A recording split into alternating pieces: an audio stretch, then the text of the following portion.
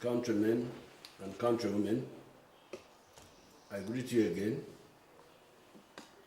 The other day I addressed you on the issue of the forged document, forged letter, which was circulating on the social media. I hope you got the story. Now, that forged document, it was suspected that it was either authored or distributed by certain people,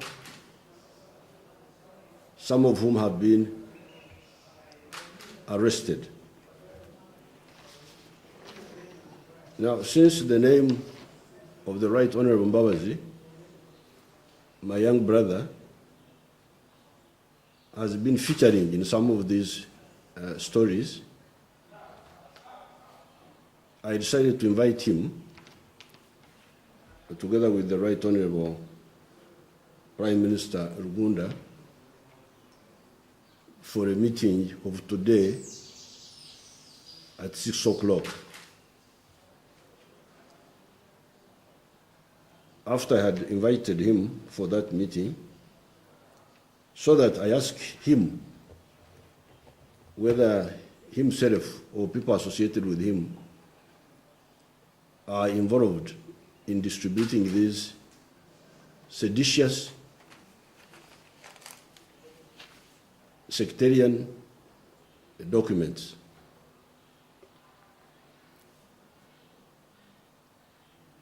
We are due to have that meeting in the next 1 hour or so.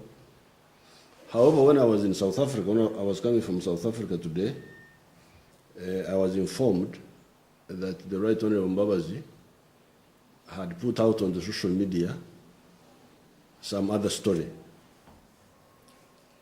how he wants to present himself for election as chairman of NRM, flag bearer of NRM, how he wants to compete for presidency of Uganda in the next elections. Well, those are his decisions, and I have nothing to do with those. However, our method of work does not involve that type of conduct. Neither the party nor the National Electoral Commission has announced the dates for the elections. I therefore do not think it is proper for the Right Honorable Mbabazi to waste your time with that premature electioneering. Those are issues that should be handled within the parties, within the NRM especially, at the right time. When the Secretariat has, the Electoral Commission of NRM has arranged for those elections, and then the National Electoral Commission. So I think that method of work is wrong. More importantly, however, is the issue of the substance of what the Right Honorable Mbabazi said. My young people brought me that recording, and I watched it. He made a number of points, which I would like to answer.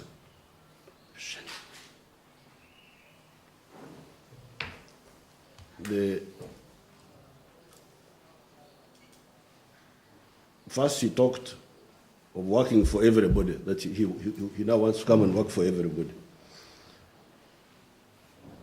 Well, that's what the NRM has been doing all this time. When we said education for all, UPE, USE, that's what we meant. We meant working for everybody. And indeed we have done that. When we say Right Honorable Mbabazi talks of restoring the NRM. Then he talks of the democratic principles. Well, I must salute him. He could not escape some facts. He talked of increased prosperity, that we have achieved increased prosperity. He talked of achieving peace. He talked of more respect for Uganda by the international community. And he even said there is too much. There's too much, or a lot, something like that, that we are proud of. I am glad he couldn't conceal those facts. However, he said somewhere else that the country is tired, nursing a tired nation. Well, Right Honorable Mbabazi has been at the center of our system all these years. He was in the security services. He was in the parliament. He was Minister of Security for a long time. He was Secretary General of the party. And eventually he was Prime Minister. Now, the weaknesses which are there, which I am the one who is always criticizing those weaknesses. For instance, the weakness of school charges in spite of the UPE. These are weaknesses that should be supervised by the Prime Minister and other leaders. The issue of being tired, some sectors which are tired. The issue of corruption, the issue of all the other weaknesses that I know very well and I always talk about. Restoring the NRM, restoring the NRM. Right Honorable Mbabazi is the one who can tell us more about some of those weaknesses.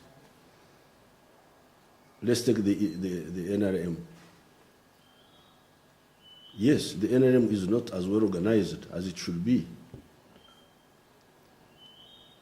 But Right Honorable Mbabazi was our Secretary General for almost 10 years. So,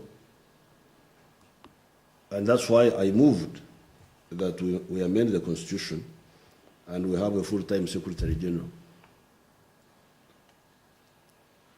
On the issue of monitoring the government system and reinvigorating it and monitoring, that is the job of the Prime Minister, a position which he occupied for some years. However, even before, when he was Minister of Security, and later on when he was Secretary General also, again, those are the sort of positions that one could use to monitor what's going on and rectify mistakes. Where we put capable people, like for instance in the URA, the performance is excellent. I don't think Right Honorable Mbabazi can say that the URA is tired. Kampala City Council, where we put Jennifer Museveni, who was fought by so many forces. You can see the impact the lady has had there.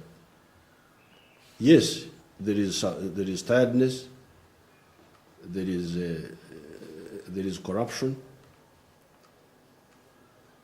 there is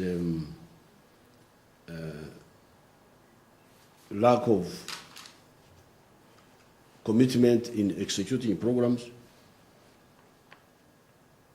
but that is because the people who are supposed to monitor don't monitor. And I think the Right Honorable Mbabazi will owe you some explanation in those fields. Then I saw that on the picture, I saw Right Honorable Mbabazi talking about some scholastic materials, including the mathematical sets, how he's going to distribute them to our students. Where I made some calculation, I was informed that a mathematical set these days is 3,500 shillings per set. That would be a good one. And I assumed that we may need to give to about 4 million children, let's say 4 million children, from P5 to the secondary schools. The children in the secondary schools are 1.5 million now, the students. Let's add on another 2.5 million in the upper primary. And let's assume there are 4 million who need these mathematical sets. At the price of 3,500, that would need 14 billion shillings. Now, the budget of the Ministry of Education is 2.3 trillion shillings.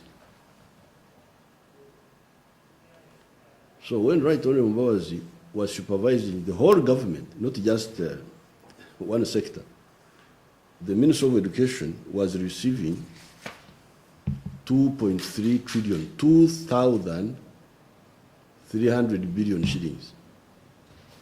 These mathematical sets, if you were to give to them 4 million children, need a total of 14 billion. I think the Right Honorable Mbabazi owes you an explanation why he didn't do that when he was Prime Minister, and he's now talking of doing it when he's now in his new position.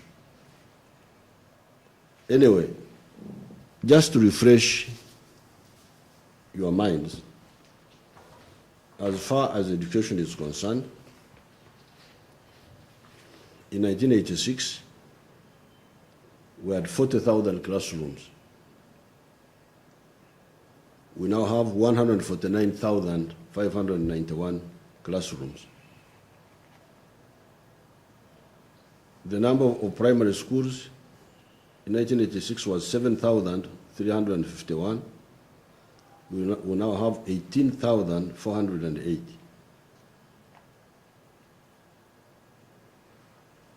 That is an increase of almost 3 times.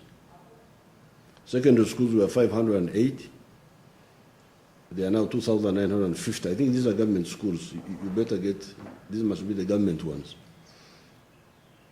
I don't think they include the private ones. You get the figure for the private ones also. The post-primary, 125, now 319.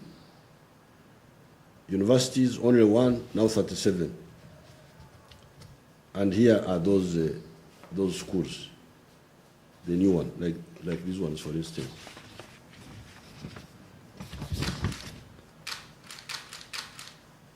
These new schools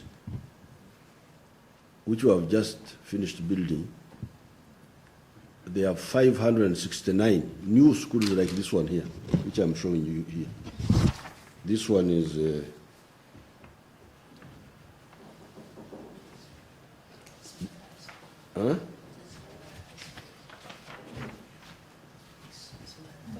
this is Mbara High School. This is the Ginger SS.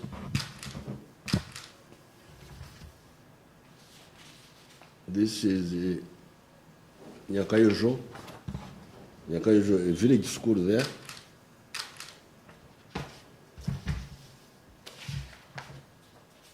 This is Mbara SS.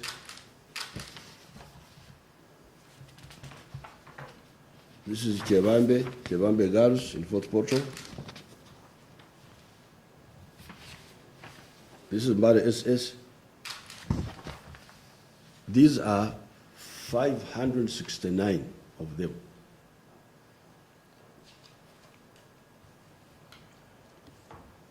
Nevertheless, I am going to meet Right Honorable Mbabazi to talk about the reactionary methods that have been being used of seditious documents that have been being circulated, the false stories being told. Now, regarding these statements of his, they are easy to answer, because if there is anybody who could be questioned about the weaknesses, Right Honorable Mbabazi is one of them. We have achieved a lot. We could have achieved more. There are those weaknesses which are there. I always tell you, the people who I hold accountable, and when we get good cadres, we get excellent results. I thank you. I thought I should clarify some of these issues as they come along. Thank you very much.